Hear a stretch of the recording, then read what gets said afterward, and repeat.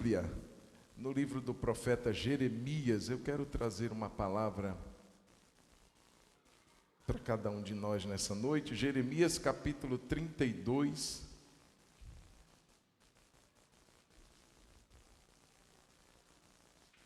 Glória a Deus. Jeremias 32. Vai ser projetado aqui também, já está? Então, se você quiser acompanhar na tela, pode também. Diz a palavra do Senhor.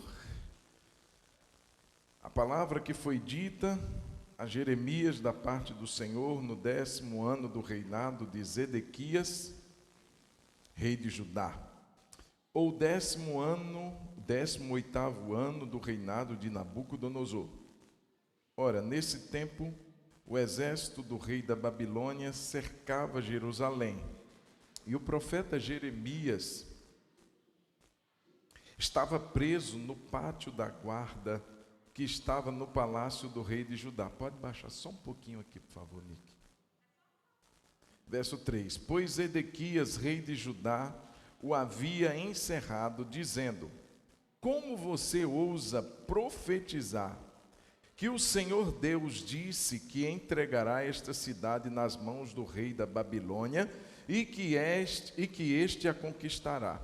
Como ousa dizer que Zedequias, rei de Judá, não escapará das mãos dos caldeus, mas infalivelmente será entregue nas mãos do rei da Babilônia, vindo a falar com ele pessoalmente e vendo-o face a face?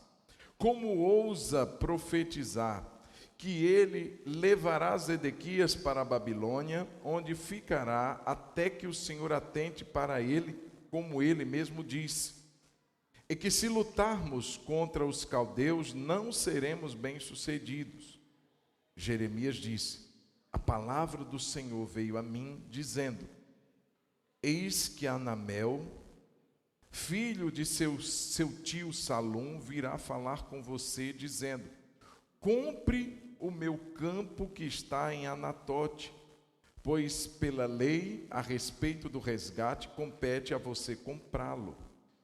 Então, exatamente como o Senhor tinha dito, Anamel, filho do meu tio, veio falar comigo no pátio da guarda e me disse: compre o meu campo que está em Anatote, na terra de Benjamim, porque você tem o direito de posse e de resgate.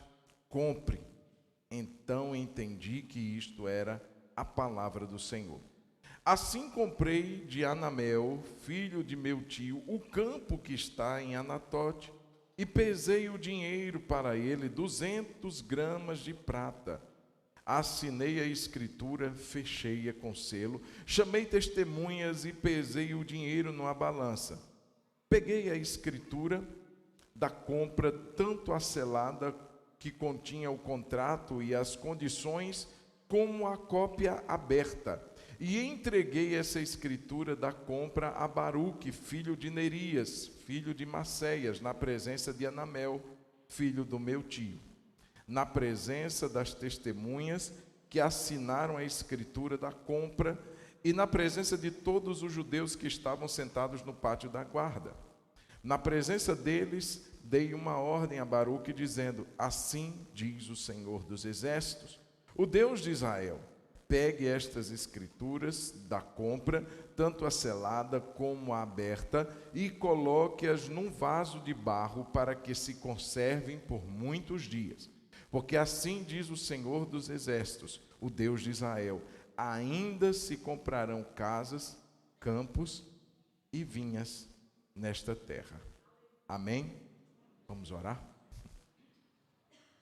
Senhor Deus, nós estamos gratos pela oportunidade que temos de ler a Tua palavra.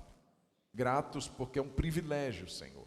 Gratos porque entendemos que não é palavra produzida pela imaginação de um homem, mas uma palavra que veio como inspiração do Teu Espírito. E que homens santos falaram da parte de Deus, movidos pelo Teu Espírito. Então recebemos essa palavra tal qual ela é, palavra de Deus. Fale-nos nessa noite, abra-nos o entendimento, Jesus, dê-nos a compreensão, dê clareza, Senhor, ao pregador.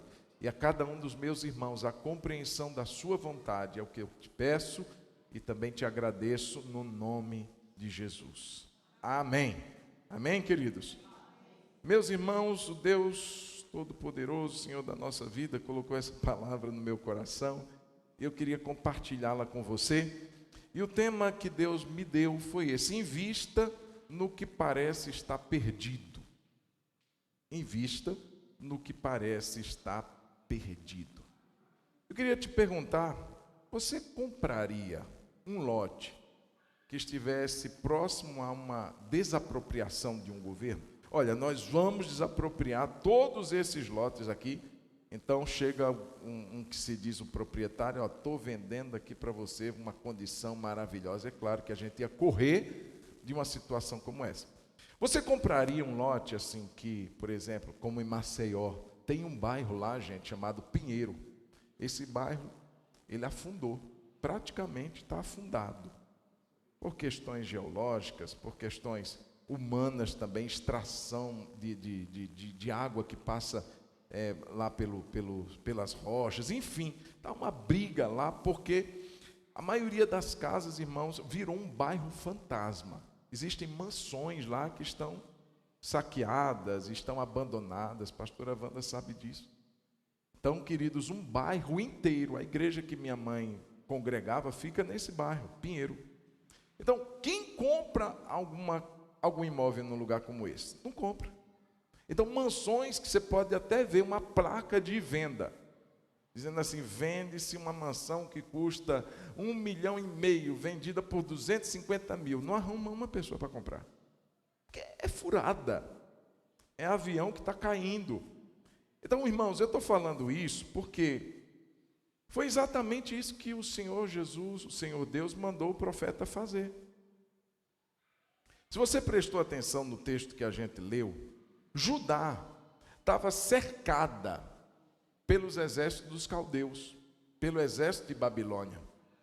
E não era uma coisa assim, que o Senhor disse assim: olha, Jeremias, fala para o rei que, ainda com toda dificuldade, eu vou dar vitória. Não, ao contrário, Deus falou que certamente Judá ia ser tomada, que certamente Nabucodonosor ia tomar a cidade, ia conquistar Judá, que o rei Zedequias ia ser preso, ia ser levado. Então já havia uma palavra de Deus: eu não vou ajudar vocês.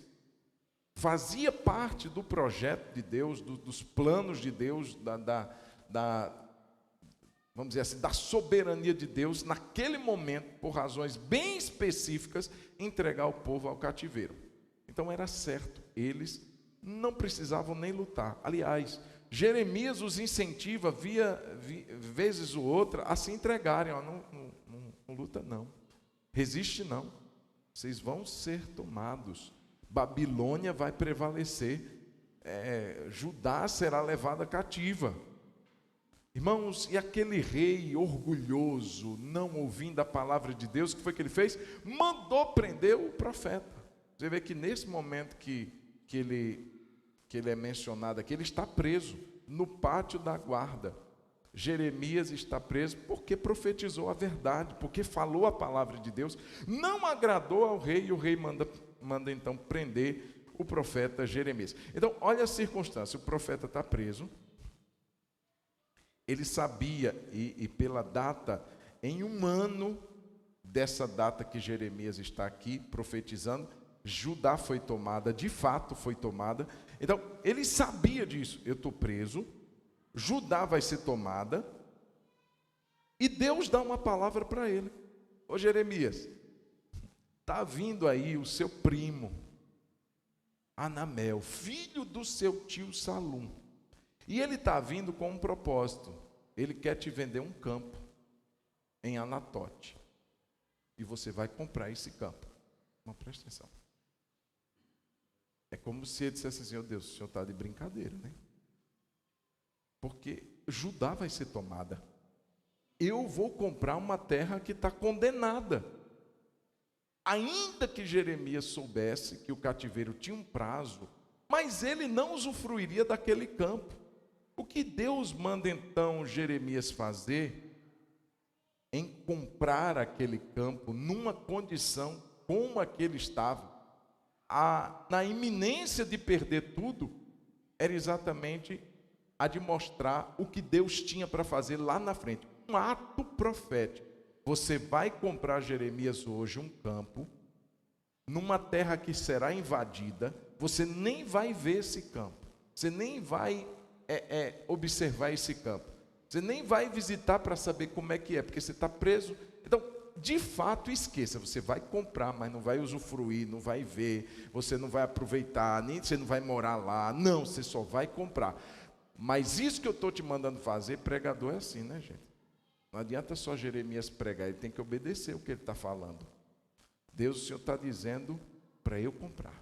É um ato profético, porque no texto diz, logo no último versículo que nós lemos, verso 15, porque assim diz o Senhor dos Exércitos, o Deus Israel, ainda se comprarão casas, campos e vinhas nesta terra. Ainda, mas não agora. O que eu estou mandando você fazer, Jeremias, é um ato de fé. É um ato profético. Eu estou te mandando investir em algo que está perdido. Quem te vê comprando vai zombar de você. Quem vê você assinando o contrato de venda vai dizer: o Jeremias, o profeta, ficou louco. Porque ninguém compra nada nesse tempo. Ninguém. Ele só pode estar assim, surtado. Eu acho que o primo dele saiu assim: nossa, eu nunca fiz um negócio como esse. Eu consegui vender uma barca furada. E ele comprou. Mas, irmãos, quem mandou Jeremias comprar? Deus. Em outras palavras, Deus estava dizendo para Jeremias: invista no que parece estar perdido. O tema dessa mensagem é exatamente esse: invista no que parece estar perdido. Diga comigo: eu preciso investir no que parece estar perdido. Sabe, irmãos, que mensagem é essa que Deus quer trazer para nós nessa noite? Diante dessa história que nós acabamos de ler, quais seriam as verdades que Deus quer comunicar a nós hoje? Nessa atitude profética aos olhos de Deus, mas louca aos olhos do mundo, o que Deus está nos comunicando aqui são algumas verdades. A primeira delas é que existem campos ou áreas da nossa vida que nós já não estamos dispostos a investir. Todos nós aqui temos uma área da nossa vida que a gente cansou, que a gente já deu por perdido, que a gente diz assim: não, isso daqui não vai dar em nada. Esse campo daqui, nem entrar nele eu vou, nem ver como ele é eu vou, nem pisar. Abraão pelo menos pisou na terra. Ele não morou lá, não tomou posse, não foi a época dele, mas ele pisou. Um espaço de um pé ele colocou lá. Mas, irmãos, nem isso Jeremias fez. Então Deus está dizendo para nós que existem áreas na vida da gente e a gente diz assim: para quê? Para que eu vou orar? Para que eu vou investir? Para que eu vou me desgastar? Para que eu vou me desdobrar? Porque não vai dar em nada. Eu alistei algumas áreas aqui, queridos, que são as mais recorrentes. E via de regra a gente abandona, a gente para de investir em dado momento da vida da gente, a gente parece que deixa para lá. Não, cansei. Começando da mais básica, existe uma área na vida da gente que se chama você mesmo. Você. Há muitos de nós que paramos de investir em nós. Nós começamos a olhar para nós um campo tão abençoado e a gente diz assim: cansei de mim mesmo. E muitos irmãos começam a negligenciar princípios, quais o Senhor Jesus falou lá em Mateus: você vai amar o seu próximo, mas se primeiro você amar você mesmo. Irmãos, esse amor não é um amor narcisista, não é aquele amor orgulhoso, não é um narciso que se encanta pela sua própria imagem, que vive à mercê não é esse tipo de amor doente. orgulhoso, soberbo, envaidecido. Mas é um amor cuidado. A Bíblia diz que ninguém jamais odiou o seu próprio corpo, antes o alimenta e cuida dele, como Cristo faz a igreja. Irmãos, essa vida que Deus nos deu precisa ser cuidada. Nós precisamos amar a nós mesmos, cuidar de nós mesmos. Há pessoas que deixaram de se valorizar. Há pessoas que entram num estado assim de baixa autoestima, tão grande, que não enxergam mais nada de bom em si mesmos. Eles se consideram assim pessoas pequenas, miseráveis, que Deus não ama, que Deus não atenta, que Deus abençoa este, abençoa aquele, mas Ele não me abençoa mais. E a gente começa a se alimentar dessa autocomiseração. A gente começa a viver a partir de um pieguismo, de uma vida assim mirrada, e a gente deixa de se cuidar. Pessoas que não se perdoam. Irmãos, quem de nós nunca errou? E a gente sabe, graças a Deus por isso, porque o orgulhoso não admite. Mas uma pessoa honesta, sensata e coerente consigo mesma, ela admite seus erros. E tantas pessoas, irmãos, veem aquilo que fizeram e não, eu errei, vou crescer, vou consertar com as pessoas que eu errei, vou consertar com Deus e vou prosseguir. O sábio aprende com seus erros também. Mas há pessoas que não se perdoam e vivem carregando durante anos um fardo de culpa, um peso de situações que aconteceram no passado, e digo, não são poucas, irmãos. A culpa tem sido um fantasma que tem perseguido muitos cristãos.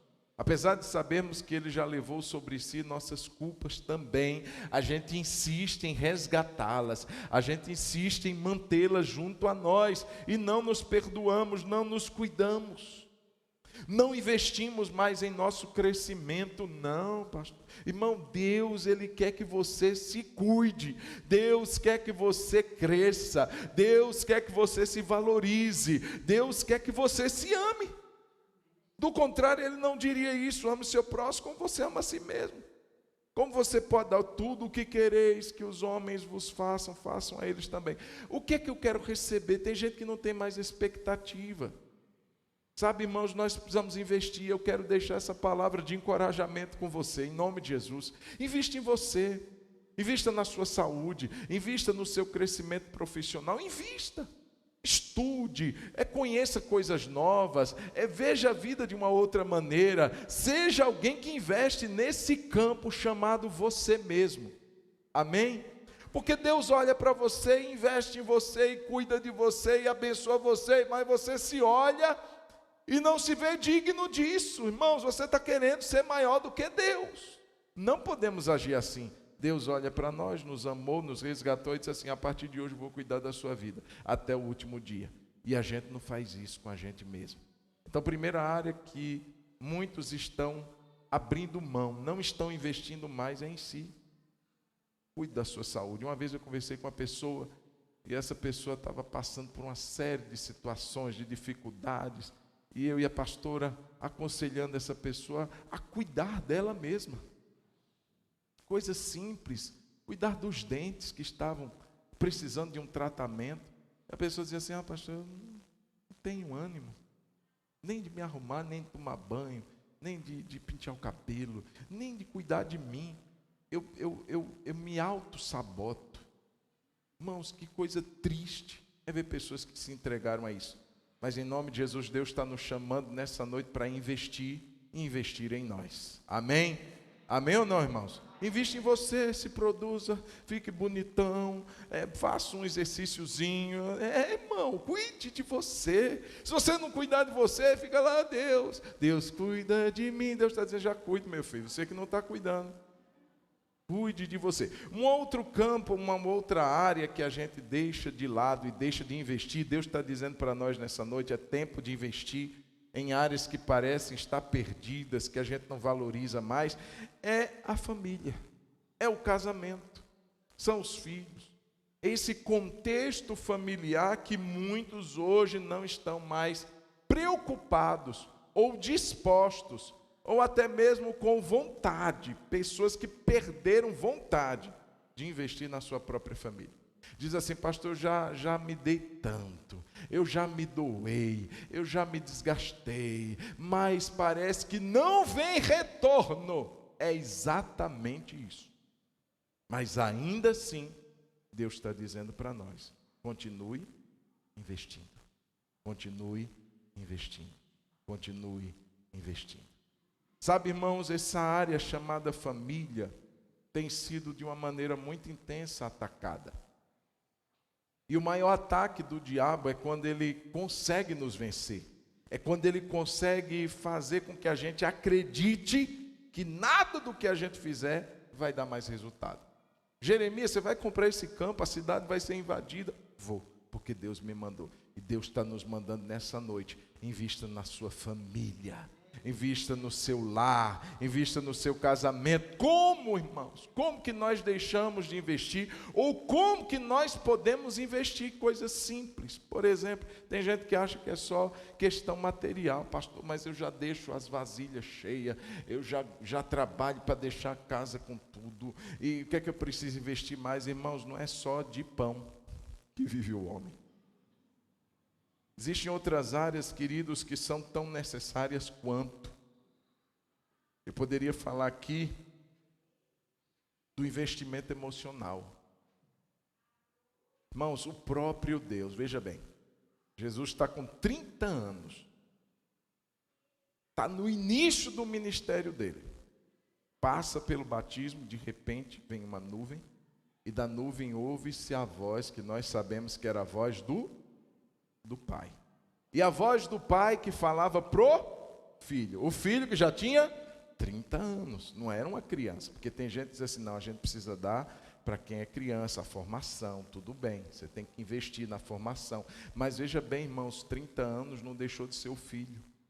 E aí o Pai, com a sua voz, traz uma palavra, irmãos, que para mim, irmãos, que palavra que trouxe para Jesus alguns tipos de sentimentos, como afirmação, como o conceito de paternidade, ainda com 30 anos, mas precisava ouvir aquilo, um conceito de afeto: é o meu filho. O que é que o pai disse?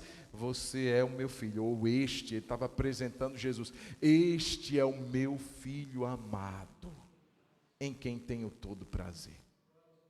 Sabe, irmãos, que palavra que foi tão poderosa para Jesus. Logo depois ele passaria por uma tentação. E na tentação, irmãos, o que foi pior não foi o fato de ser tentado em transformar pedras em pães, não foi o fato de ser tentado em se jogar do pináculo do templo, não foi o fato de ser tentado em ter todos os... Não, em todas elas, a primeira palavra de Satanás é: se tu és o Filho de Deus. Ele estava pondo em xeque, em dúvida, a filiação de Jesus. Se Jesus entrasse naquele deserto sem aquela palavra do Pai, ele poderia ter escorregado. É providencial aquele momento em que o Pai afirma quem é Jesus: tu és, ou este é o meu filho, é meu, ele me pertence. É sentimento em família, é assim, irmãos. É sentimento de pertença. Eu pertenço a uma família.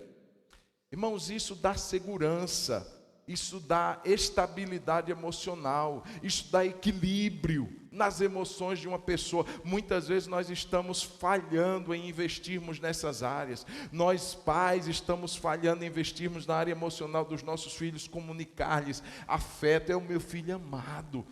Eu tenho 30 anos, fica feio falar um negócio desse para mim. Eu já sou um homem feito, já sou casado. Irmão, você é meu filho amado, em quem eu me comprazo, em quem eu tenho prazer. Você é acolhido, você não está solto, você não é um Zé Ninguém, você tem uma família, é meu filho. Queridos, e nós precisamos resgatar ou investirmos de uma forma mais consciente e mais intencional essa área emocional dentro da nossa família. Afirmarmos isso, falarmos isso, demonstrarmos isso. Afeto dentro da nossa casa não pode ser um elemento em extinção. Eu lembro quando eu era adolescente, eu comecei a ficar meio envergonhado, porque meu pai começava, aliás, ele me levava na escola algumas vezes, no colégio, e estava cheio de colegas meus. E eu lembro que meu pai antes, eu não podia descer do carro sem o tradicional beijo. Tanto eu dava quanto ele dava. E eu lembro de algumas vezes que eu fiquei tão envergonhado com aquilo que eu disse assim, eu vou descer tão rápido, vou dizer para meu pai que eu estou com pressa. E eu, por algumas vezes, irmãos, eu corri, porque eu achava que isso ia me deixar envergonhado. Receber um beijo já um rapaz, um adolescente. E eu lembro que algumas vezes eu consegui sair assim, meu pai ficou talvez esperando. Mas logo em seguida, irmão, batia um sentimento de remorso. Porque eu sabia o quanto era importante para ele e para mim também. Irmãos, e a partir daquele dia, a partir daquelas reflexões que eu tive, eu não evitei mais. Irmãos, meu pai era aquele tipo de ser pegajoso. Ele não era muito de falar não, mas abraço e beijo ele esbanjava. Eu lembro que quando eu ia para Maceió de férias, ia pregar em alguma igreja, e eu lembro que às vezes ele me acompanhava. E ele sentava lá onde a irmã Arlete está, assim, no último espaço que tivesse na igreja. E quando eu terminava de pregar, irmãos, eu não conseguia descer para sentar. Ele se levantava no meio do corredor, fosse o tamanho da igreja que fosse. Ele vinha lá de trás com os braços abertos assim. Eu morria de vergonha. Eu não estou acreditando que meu pai vai fazer isso na frente de todo mundo. E ele vinha lá de trás assim, com os braços abertos para me abraçar e me beijar. Irmãos, pode parecer uma coisa assim, nossa, para que isso? Mas como isso me ajuda ou me ajudou a crescer uma pessoa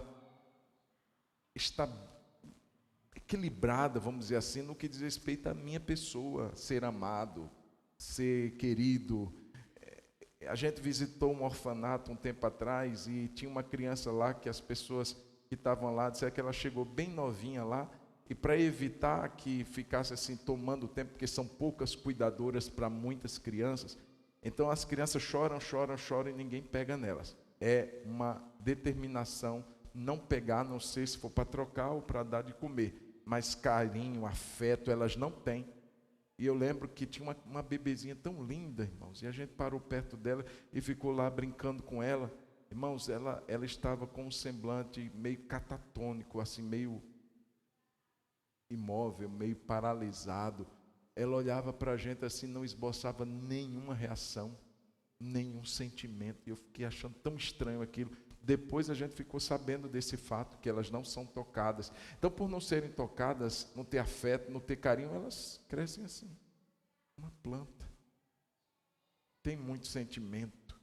Eu fico pensando, queridos, que muitos de nós erramos e falhamos muito porque estamos deixando de investir na área emocional dentro da nossa própria casa. Existe um campo abandonado, uma área que ninguém quer mais investir, chamada família. Mas eu quero dizer que da igreja do Senhor, na igreja do Deus Todo-Poderoso, do Deus vivo, não vai faltar quem invista nas famílias. E eu quero te encorajar nessa noite, a olhar para a sua família nessa noite e dizer assim, eu vou investir. Ah, pastor, mas quando eu beijo, irmãos, Debinha, a gente percebeu logo de cedo que Debinha não era daquele tipo de beijo. A gente dava um beijo na Debinha, ela fazia assim depois. E a gente montou uma força-tarefa. Eu, pastor e Dani, nós vamos fazer Debinha gostar de afeto, de beijo, de abraço. Nós vamos fazer. Irmão, foi um trabalho assim, bem intencional. A gente beijava, ela fazia assim. A gente beijava de novo, ela fazia assim. Até o dia que ela não fez mais assim. E hoje ela é tão melequenta quanto a gente. Gosta do beijo, eu quero te encorajar, meu irmão. Tem uma área na sua vida que se chama família, que não pode deixar de ser trabalhada, você não pode deixar de investir lá. Você não pode deixar de dizer, como o Pai disse para Jesus, para as pessoas da sua casa, eu te amo.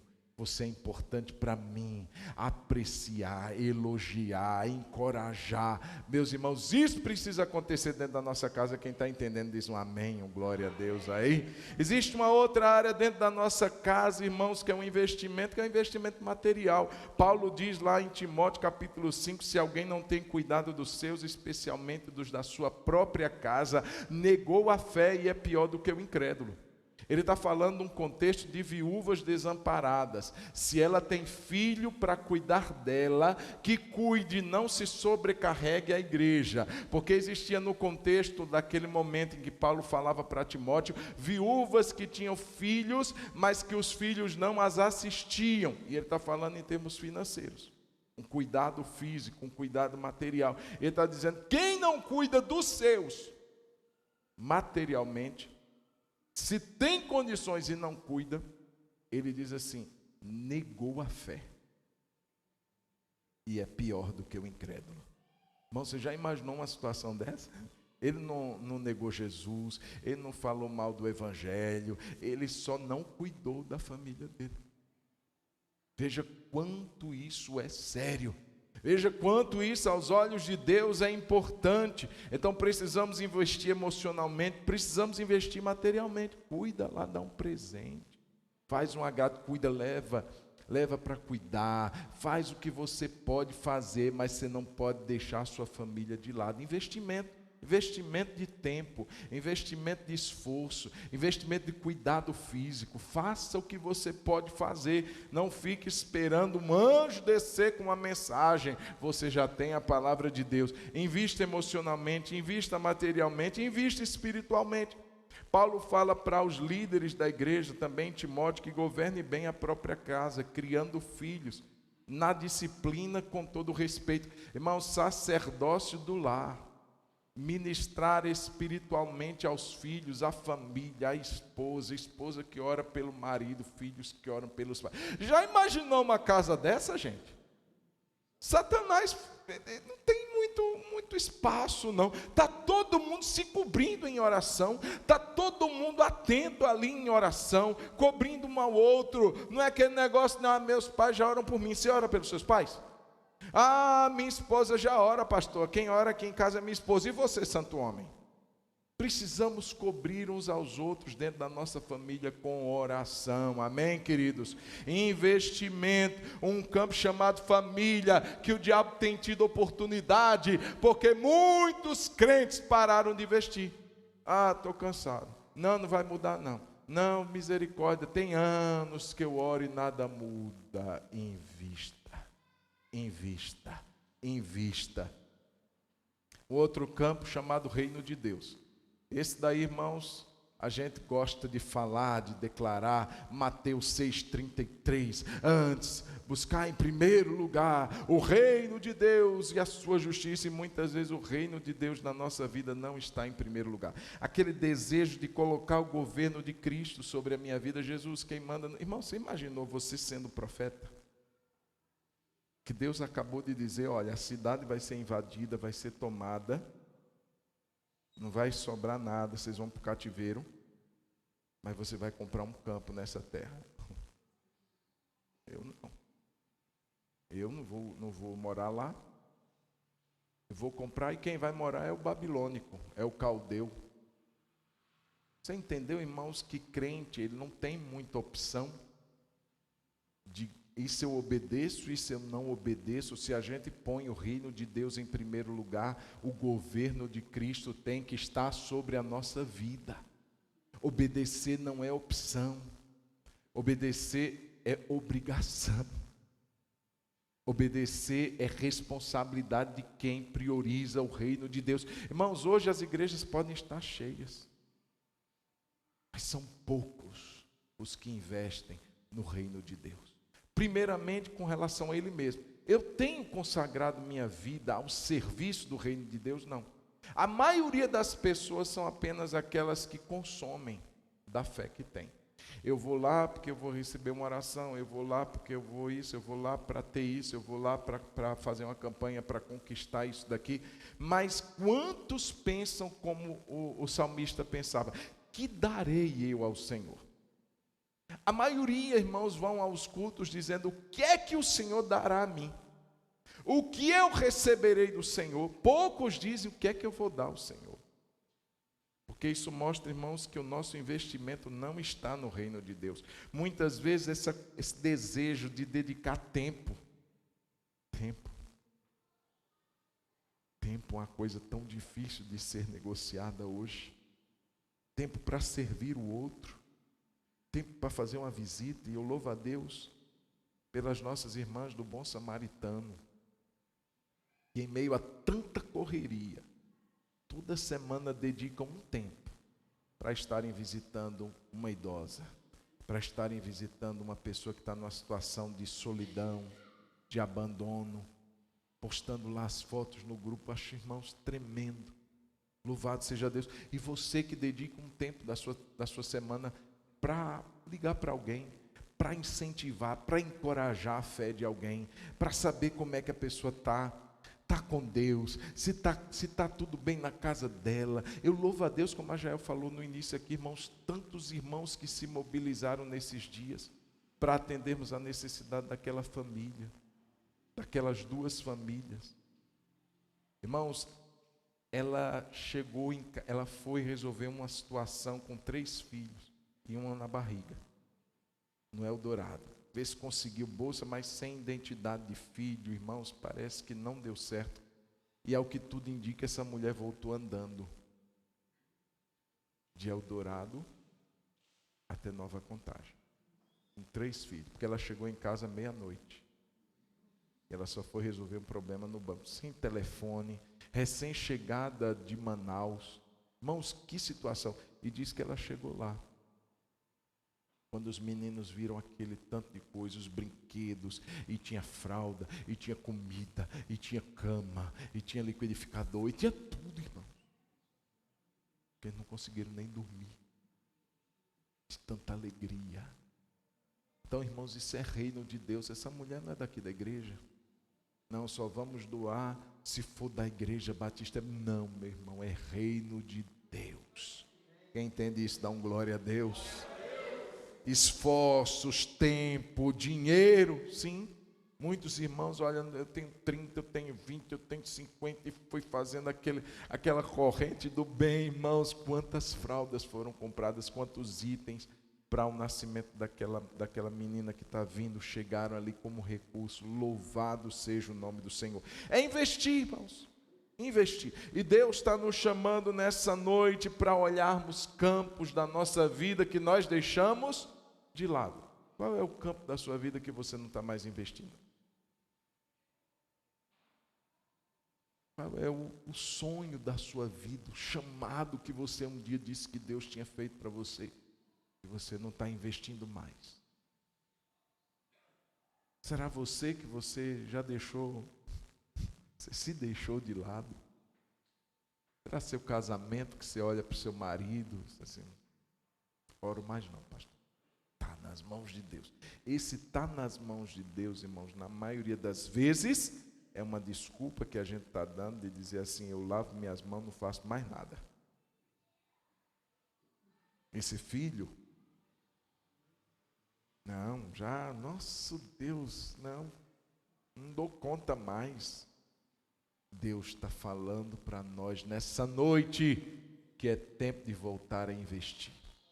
Amém? Quem está entendendo diz um amém. Deixa eu falar uma outra verdade para você. Nós precisamos investir, mas dentro disso que Jeremias viveu, Deus está também mostrando que os planos dele, por que ele faz isso? Por que ele nos manda investir nesses campos que a gente já diz assim, é furada, porque os planos dele são maiores que os nossos. Isaías 55 diz exatamente isso: porque os meus pensamentos não são os vossos pensamentos. Porque Deus, eu estou preso aqui, e Judá será tomada, e eu não vou usufruir desse campo, e vai ser uma compra perdida, e eu vou ser zombado, eu vou ser colocado como doido, como louco, porque o Senhor está fazendo isso comigo, Deus. Jeremias, os meus planos são maiores que os seus. Você está vendo aqui, Jeremias. Eu vejo lá na frente, Jeremias. Você está vendo agora. E eu estou vendo o depois, o amanhã. Está aqui Jeremias 32, 42, porque assim diz o Senhor: assim como fiz vir sobre este povo todo este grande mal, assim lhes trarei todo o bem que estou lhe prometendo. Ainda se comprarão campos nessa terra, da qual vocês dizem está deserta, sem pessoas, sem animais, foi entregue nas mãos dos caldeus. Comprarão campos por dinheiro, assinarão escrituras, fecharão conselhos, chamarão testemunhas na terra de Benjamim, nos arredores de Jerusalém, nas cidades de Judá, nas cidades da região montanhosa, na cidade de Safelá e nas cidades do sul, porque eu os trarei de volta do cativeiro, diz o Senhor. Pronto, Jeremias, você está vendo agora está assim como você está vendo, está tudo deserto, não tem animal, não tem gente, não tem nada, mas eu vejo amanhã.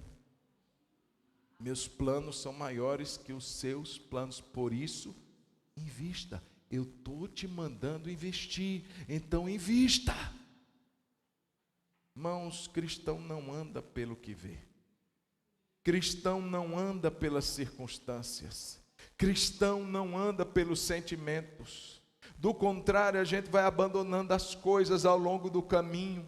Porque a gente diz assim, não tem mais retorno, não tem mais jeito, isso daqui não vai para frente, não vai prosperar. Mas Deus está dando uma palavra, e é a palavra de Deus que conta, porque a palavra dele não falha. E se Deus falou para Jeremias isso, Jeremias, hoje você está vendo tudo assim. Seus olhos estão te mostrando exatamente as coisas como estão, mas eu vejo o amanhã. Eu vejo o depois. Lembre-se, querido, nossa visão é curta. A gente não consegue ir muito além do que os nossos olhos veem.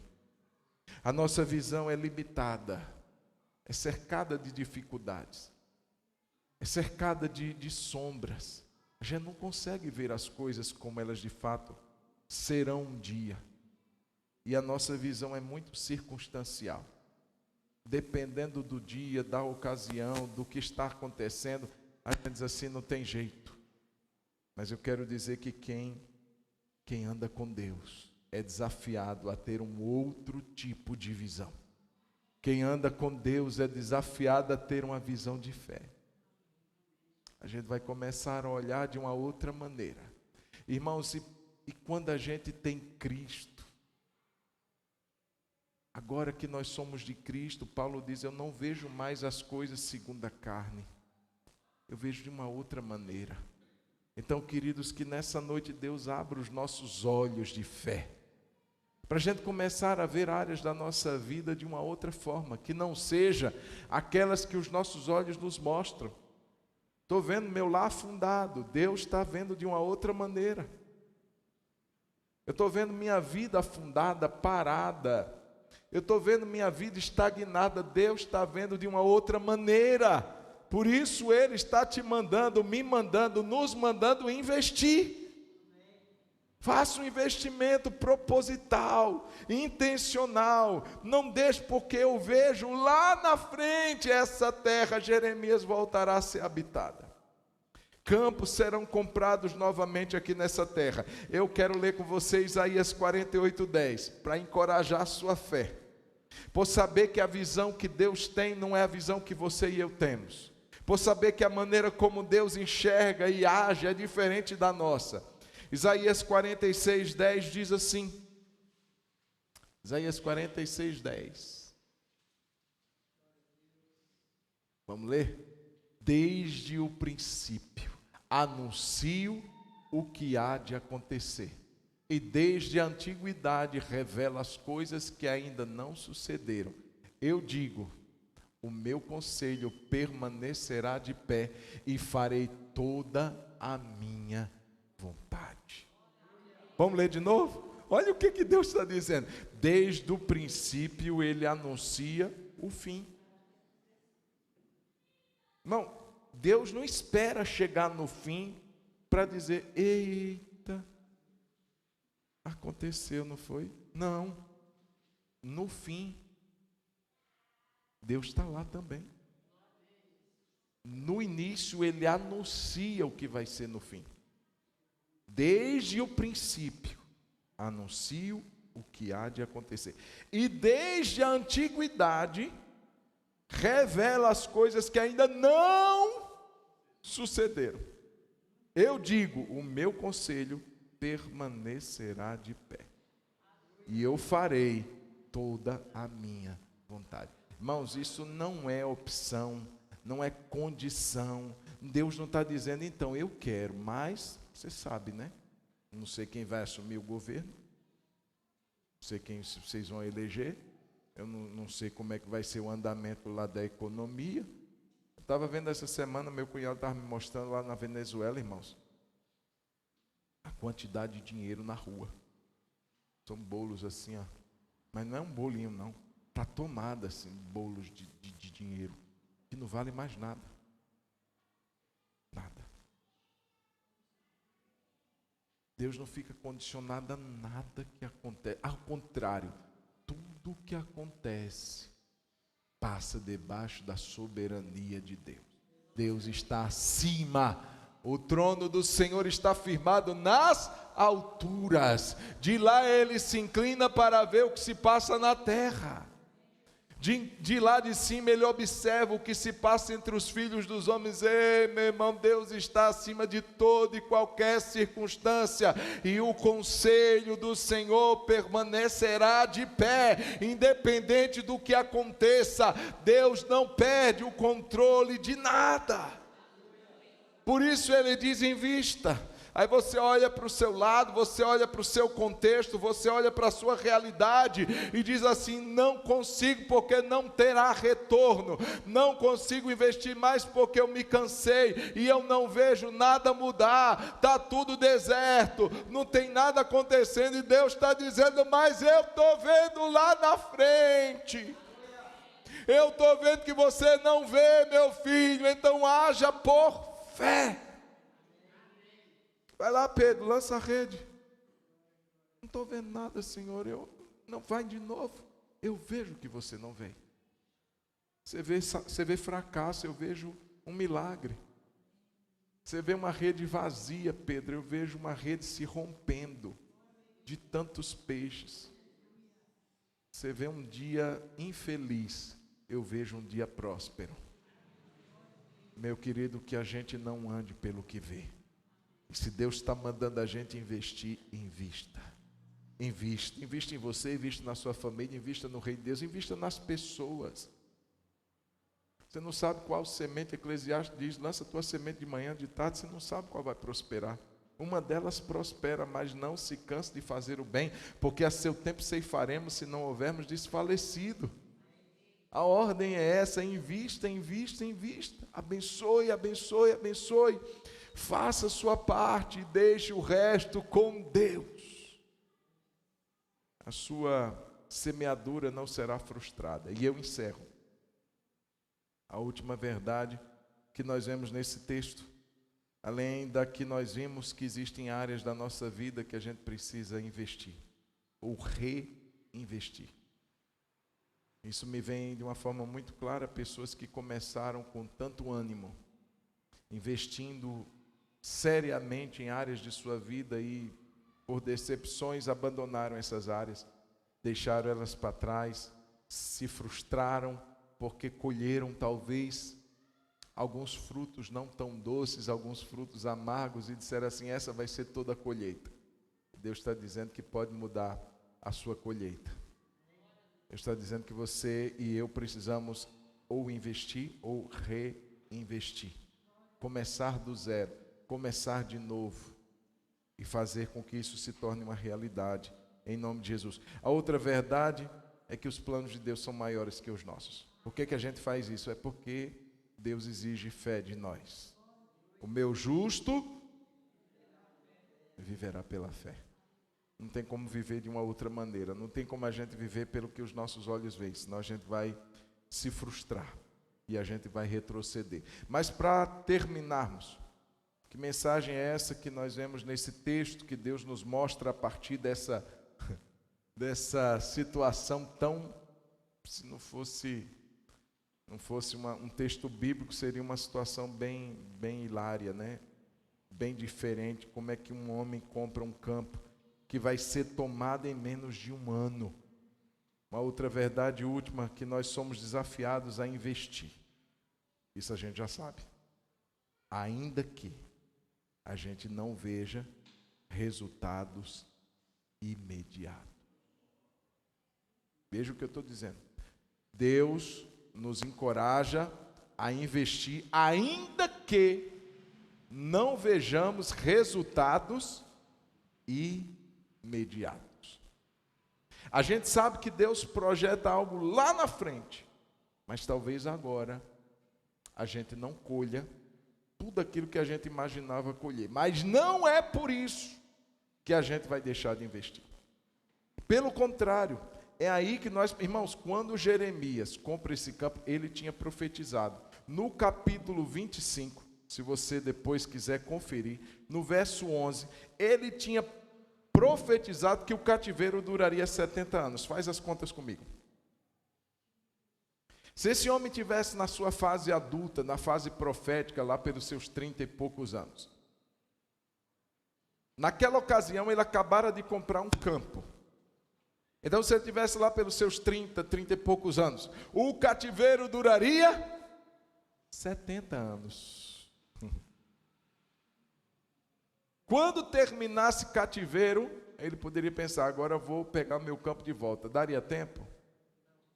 Ele estaria pelo menos com 100 anos, gente. Deus está dizendo, invista, ainda que você não veja resultados imediatos. Tem um ditado antigo que quem planta tâmara não colhe tâmara. Quem já ouviu esse ditado? Hoje não, com o desenvolvimento da agricultura, né? Isso é mais fácil, mais rápido. Mas antigamente dizia que quem plantava tâmara demorava assim uma média de 80 anos para comer o primeiro fruto, a primeira tâmara. Então a gente não plantaria para comermos. Quem plantasse, plantaria para que outros desfrutassem dela. Essa pessoa não provaria resultados imediatos. Irmãos, nós vivemos numa sociedade imediatista. Se eu não tiver um retorno agora, se eu não aplicar, não investir, não tiver retorno, eu tiro meu dinheiro de lá. Se eu não tiver uma comida que seja rápida, eu não vou comer mais. Eu preciso sempre de coisas que sejam rápidas. Eu fico pensando, irmãos, como é que a gente vivia antigamente? Não tinha lavadora, secadora. Eu digo pela minha mãe, era tudo assim, fraldinha estendida no varal, tudo fralda de pano, tinha fralda descartável. Irmãos, tudo parecia conspirar contra o tempo. Não tinha celular, não tinha essa correria. Irmãos, eu fico imaginando quantas coisas a gente faz durante o dia e parece que foram poucas. Mas não foram. Anote tudo, eu já fiz isso, anote tudo que você faz durante o dia. Você vai se surpreender. Vai dizer assim, a gente já está tão na agitação. E a gente acha que tudo tem que ser rápido, imediato. E Deus está dizendo, meu filho, aquietai-vos e saber que eu sou Deus. Você só vai saber que eu sou Deus, criatura, se você se aquietar. Para de falar um pouco. Tem uma disciplina espiritual, irmãos, agregada à oração, leitura da Bíblia, que se chama contemplação e silêncio. Você imagina que da mesma forma, pessoas que encontraram Deus orando, jejuando e lendo a Bíblia, também encontraram Deus silenciando a alma e contemplando a criação de Deus, sem citar uma palavra. Irmãos, isso é um solapar diante da nossa cultura imediatista. Às vezes a gente está querendo visualizar coisas que vão retornar para nós de forma rápida, imediata. E Deus está dizendo, nem tudo que você fizer hoje, você vai colher imediatamente. Tem um texto que eu queria ler com vocês, para a gente terminar, Hebreus capítulo 11, versículo 13, que fala sobre homens de fé, galeria de fé, dos heróis da fé, Hebreus capítulo 11.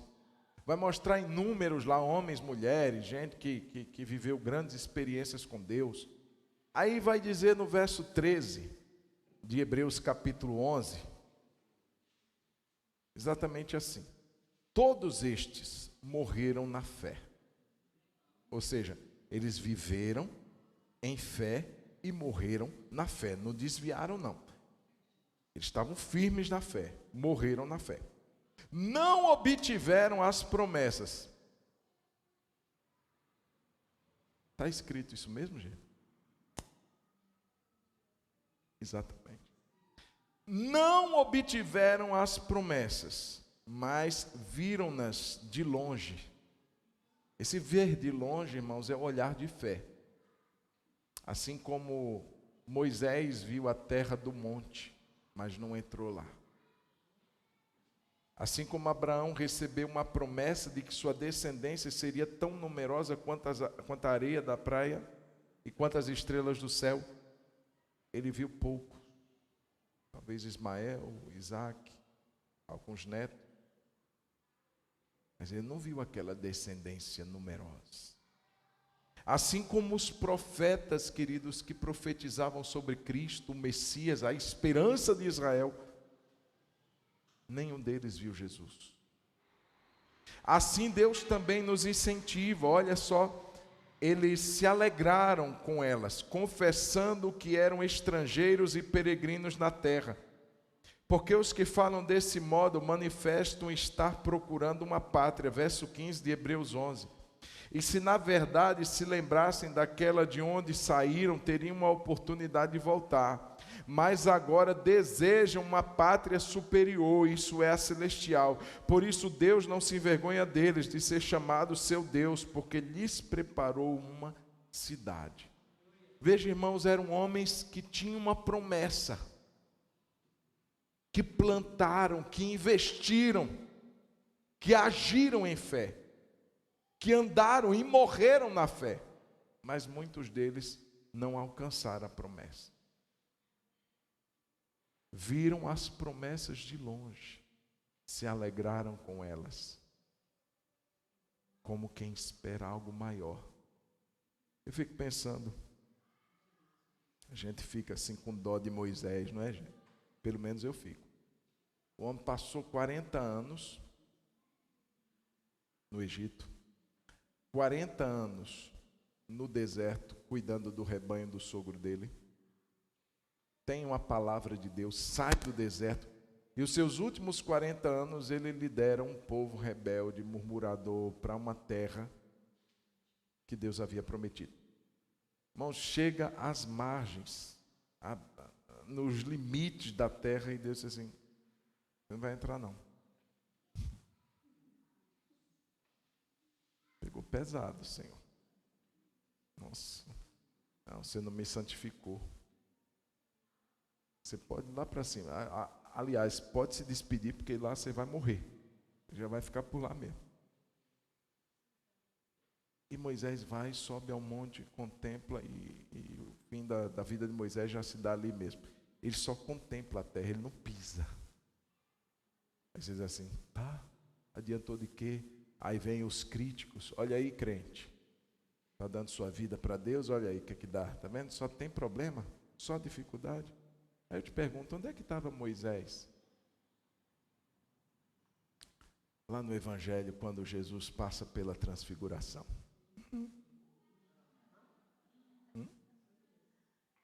Onde é que ele estava? Tiveram a visão de Moisés e Elias. Moisés estava onde? Na terra. E contemplando quem? O descendente de Davi. Moisés entrou ou não entrou? Não vamos discutir os pormenores. Mas que ele estava lá, ele estava. Ah, meu irmão, Deus não deve nada a ninguém. Se Ele promete, você pode não colher agora, mas uma hora Deus vai te mostrar que valeu a pena ter investido, que valeu a pena ter semeado, que valeu a pena ter confiado, esperado, viveu na fé, morreu na fé. Oh, tadinho, não alcançou a promessa, você que não sabe. Inocente de Jeová, eu vou receber algo melhor, Deus está preparando algo melhor para mim. Eles estavam lá contemplando uma pátria superior, e quem estava preparando isso para eles era o próprio Deus. Eu estou preparando algo melhor aqui para você, meu filho. Querido, não fique vivendo no imediatismo. Eu só vou fazer isso se eu tiver. Não, meu irmão, creia, viva pela fé. Você está plantando algo hoje, e Deus não vai deixar ninguém devedor, ninguém vai ficar sem receber o que plantou. Deus, no tempo certo, promete: o que semeia pouco vai colher pouco, mas o que semeia com abundância vai colher com abundância. De alguma maneira, meu querido, o fruto virá sobre a sua vida. Como diz o meu pastor Ideci, oxalá que seja aqui ainda.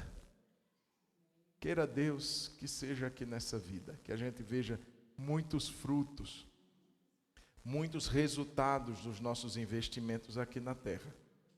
Mas se não virmos aqui, na hora de Deus, nós veremos uma abundância de resultados. E vamos dizer como que é aquela música que a gente canta: já valeu a pena, já valeu a pena. Vamos cantar essa música?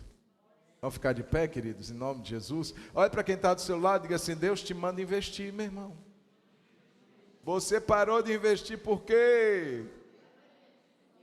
Não é o negro que está falando, é Jeremias que está te falando. Invista, varão, invista em você. Porque você parou de se cuidar? Eu queria fazer um desafio, querido. A gente vai cantar essa música, a gente tem mais uns 5 minutos para a gente terminar. Deus tem chamado a gente para investir hoje. Você parou, Deus está dizendo: é hora de investir ou reinvestir. Mas para isso acontecer, querido, se você não mudar seu olhar, se não for um olhar de fé, você vai parar de novo. Você disser assim: não, mas Deus, está tudo ruim. Deus está dizendo: eu estou vendo lá na frente. Pare de ficar querendo saber o que é que vai acontecer agora. Plante, espere. Eu estou preparando algo para você. Amém? Eu queria fazer um desafio para você que parou de investir em alguma área da sua vida.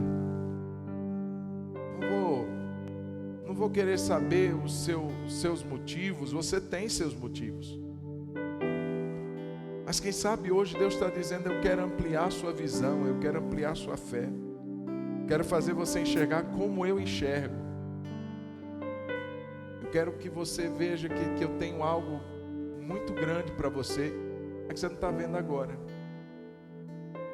E eu quero te desafiar também a plantar, a investir, sem esperar que amanhã. Tem gente que diz assim: pastor, se eu começar a dizimar hoje, será? Não, para de pensar em coisa assim.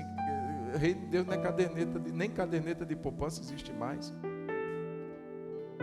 Às vezes essa visão de tem que ser agora, Deus tem que fazer isso hoje, Deus faz na hora certa. Então eu queria orar com você. Deus está falando para começar a reinvestir. Deus está te dando um encorajamento nessa noite. Eu queria convidar você a sair do seu lugar. A gente vai cantar e vai orar. Vem cá à frente. Vamos orar em nome de Jesus. Você está desmotivado? Pastor, nossa, cansei. Deus está dizendo: vou te renovar hoje. Vamos cantar essa música e vamos orar junto. Sai do seu lugar. Aleluia. Aleluia. Mas te darei a minha canção, doces palavras te darei.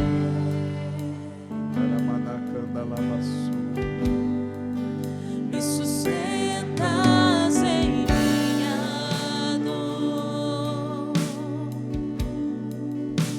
e isso me leva mais perto de ti, mais perto dos teus caminhos.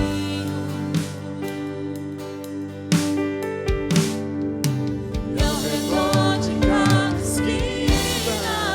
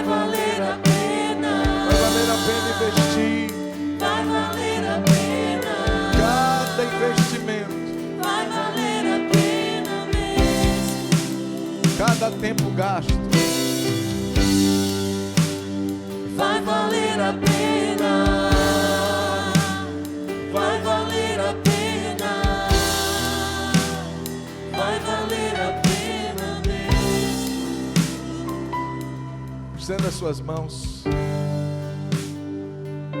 Deus está te dando nessa noite mais uma outra oportunidade de começar um grande investimento na sua vida. Áreas que o Senhor está te mostrando hoje, que você desacelerou. Você vinha num ritmo, você vinha num progresso, você vinha numa constância, e por algumas situações, talvez você deu aquela desacelerada. Talvez o próprio inimigo, que não quer que você invista, ele começou a colocar uma lupa para que você começasse a enxergar situações que te frustraram ainda mais. Talvez aquele momento quando você olha e diz assim: o que é que valeu? Onde eu estou agora? Eu já investi tanto e parece que nada muda, nada vai para frente, nada prospera. Só que você tem uma palavra de Deus. Eu não digo, querido, se você está fazendo algo que Deus não mandou você fazer, mas se é algo que você sabe que Deus quer que você faça, é algo que você já sentiu, já teve essa comprovação de que é Deus que está te guiando. Áreas como família, como casamento, que a gente não precisa nem de uma revelação para entender que a gente precisa investir, mas que por algum motivo, alguma decepção, você parou de investir na sua casa, no seu casamento, parou de investir nos seus filhos. Talvez você parou de investir em você mesmo, em você mesma.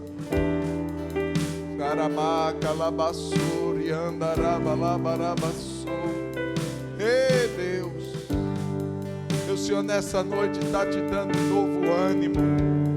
O Senhor nessa noite está dizendo: filho, filha, é tempo de recomeçar. É tempo de você se empenhar. É difícil. Talvez muitas pessoas vão dizer assim: essa pessoa parece que é doida. Quantas pessoas disseram isso para o profeta? Mas ele tinha uma palavra, ele tinha uma convicção de Deus no coração dele. Querido, e nessa noite é isso que vai nos mover. Essa certeza de que Deus está dizendo vá, de que Deus está dizendo continue, persevere, invista mais. Você acha que já investiu tanto, mas Deus está dizendo que ainda pode ser feito mais. Você ainda pode investir mais. Você não vê Jeremias pichinchando, você não vê Jeremias dizendo assim: me faz pela metade do preço. Não, ele pagou o valor total. Ele pagou o valor total.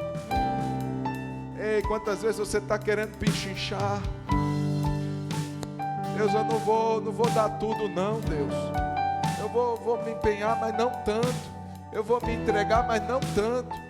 Eu vou investir, mas mais ou menos. Não, Deus está dizendo hoje, é com todas as suas forças. Você vai investir de coração. Você vai dizer: Deus, eu não sei quando eu vou colher. Eu não sei quando os resultados virão, mas eu vou crer que os seus planos são maiores que os meus. Os seus pensamentos são maiores que os meus. Eu vou crer, Senhor. Eu vou crer, Senhor. Eu vou crer, eu vou questionar a minha visão. Eu vou pôr dúvidas à minha percepção. Eu vou crer na tua palavra. A tua palavra não falha, a tua palavra não muda. E se o Senhor disse vai valer a pena, então eu concordo,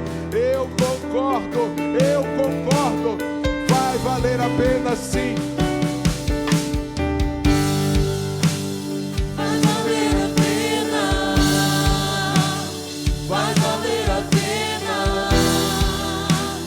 Vai valer a pena.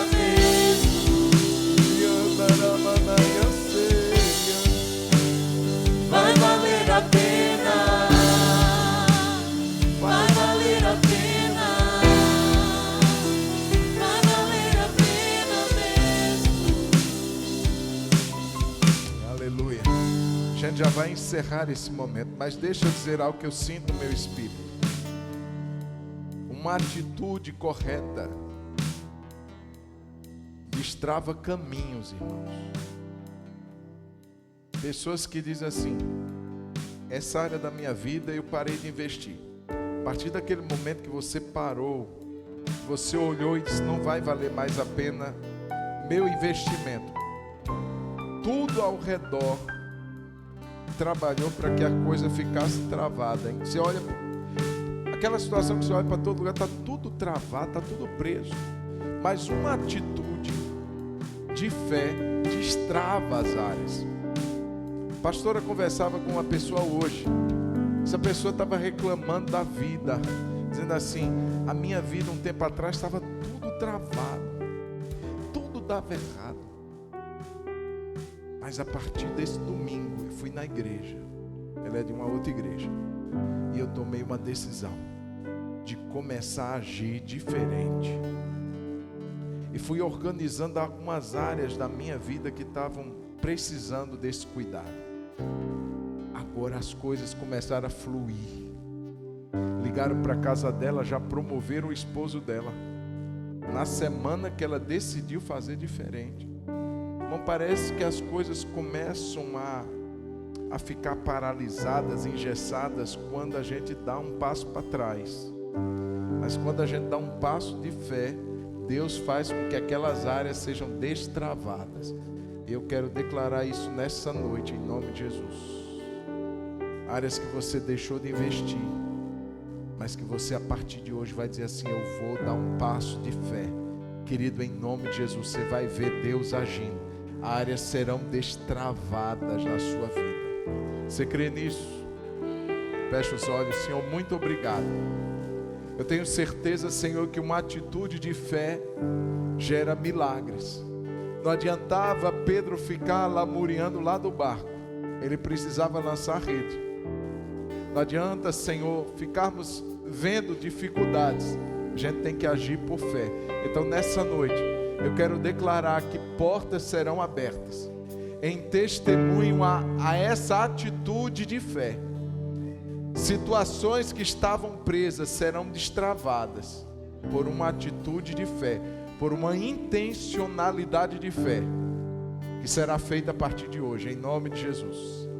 Levante sua mão e diga assim: Senhor Jesus, nessa noite eu decido começar a investir em áreas que eu negligenciei, que eu deixei de lado, porque os meus olhos naturais não conseguiam ver probabilidades, retorno, e eu parei, eu deixei de lado.